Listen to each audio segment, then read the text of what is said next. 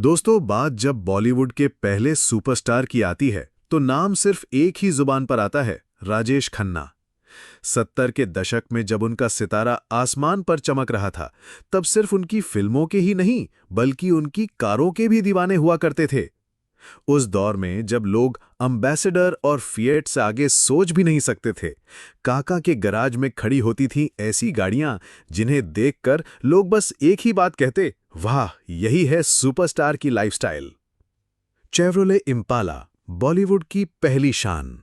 उस वक्त इम्पाला सिर्फ गाड़ी नहीं बल्कि स्टेटस की पहचान थी। चौड़ी बॉडी, दमदार इंजन और हॉलीवुड जैसी शान वाली ये कार राजेश खन्ना की फेवरेट थी। उस जमाने की कीमत करीब 2 लाख रुपए। आज की वैल्यू लगभग 1 करोड़ रुपए। जी हां, कहते हैं जब काका इम्पाला में निकलते थे तो सड़कों पर ट्रैफिक रुक जाया करता था।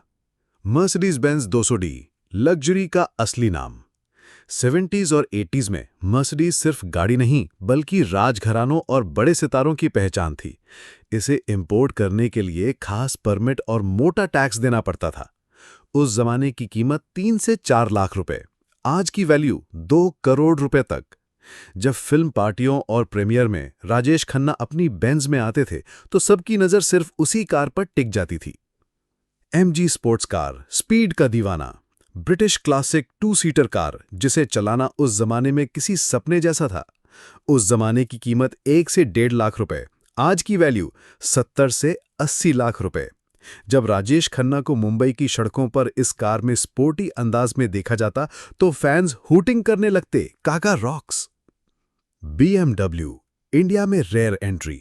BMW उस दौर में इंडिया में मिलना लगभग नामुमकिन था। उस जमाने की कीमत 5 लाख रुपए के आसपास। आज की वैल्यू 2.5 करोड़ रुपए तक। इस कार ने साबित कर दिया था कि काका सिर्फ फिल्मों में ही नहीं बल्कि लाइफस्टाइल में भी सुपरस्टार हैं। अम्बेसडर और फिएट, सिंपल लेकिन आइकॉनिक। काका के गराज में ये कारें भी थीं जो उस दौर की कॉमन मैन कार मानी जाती थीं।